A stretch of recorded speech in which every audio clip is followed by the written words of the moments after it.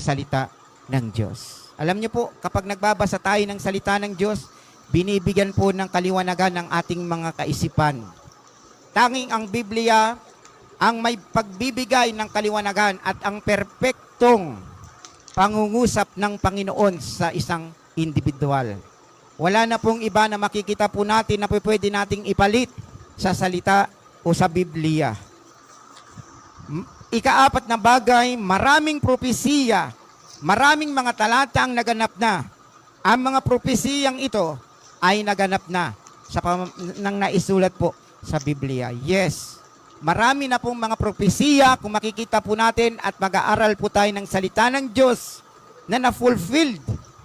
Ano po, ganun kapangyarihan ang salita ng Diyos, ang Word of God na ating hinahawakan, ang Bible na ating hinahawakan po. That is the authority of God.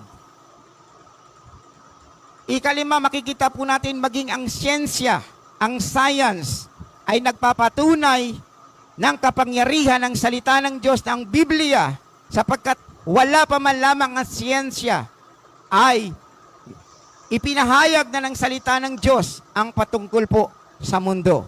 At sinabi doon, at ang isa nga po roon, ang mundo natin ay bilog. Iyon po ay naisulat na sa banal nating kasulatan. And even ang science ay nag-a-agree sila sa Bible as the authority of God para mangusap sa atin. Ganun po kahalaga. Ika-anim, mga kapatid, the Bible has the power to change life. Ang Biblia ay may kapangyarihan upang baguhin ang buhay ng isang tao. Mga kapatid, alam niyo po, ang isang istorya dito at isang patutuo dito, kung makikita natin, narinig din na po ba yung story ni Dolphy Jr.? Kung paano siya ay kinilos ng Panginoon, kung paano siya ay binago ng Panginoon sa pamamagitan ng salita ng Diyos sa kanyang buhay. Na ang salita ng Diyos ay nagkaroon ng rema, pangungusap sa kanyang buhay.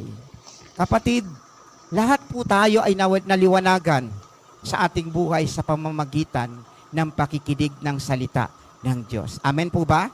Kaya po tayo naririto kung bakit tayo nakapag-worship sa Lord, nakapagpupuri sa Panginoon.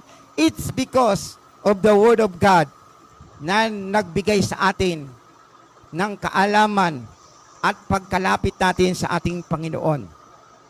Ang lahat ng kasulatan ay ang kasulatan ito, ang Biblia ay penal na otoridad sa mga bagay ng pananampalataya at gawain natin sa Panginoon.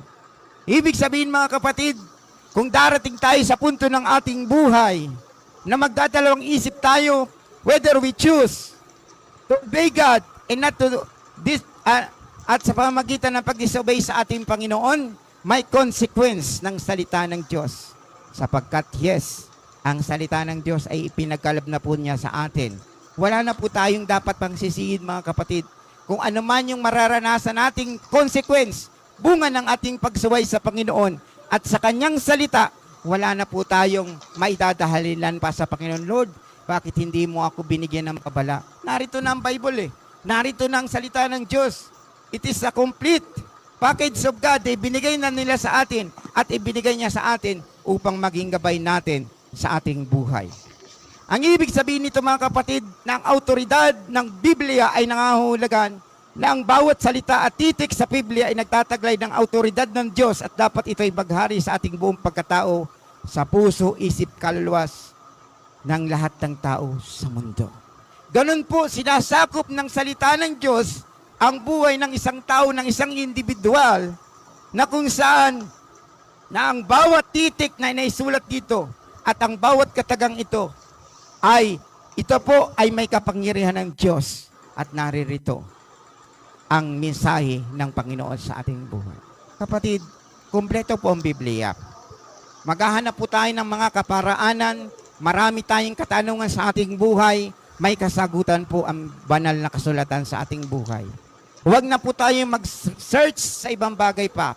Huwag na po tayo magtanong pa sa ibang bagay.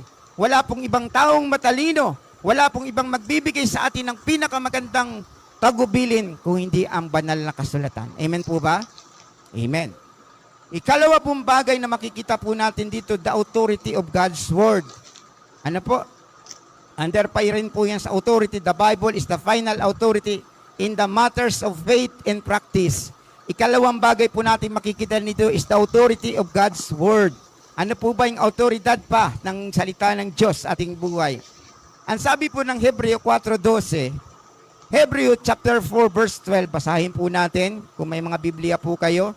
Ano man salin yan, sabi rito, sapagkat ang salita ng Diyos ay buhay, mabisa at higit na matalas kaysa alinmang tabak na may dalawang talim at tumatagos hanggang sa pinaghiwalayan ng kaluluwa at espiritu ng mga kasukasuan at ng utak sa buto at may kakayahang kubilala ng mga pag-iisip at hangarin ng tao.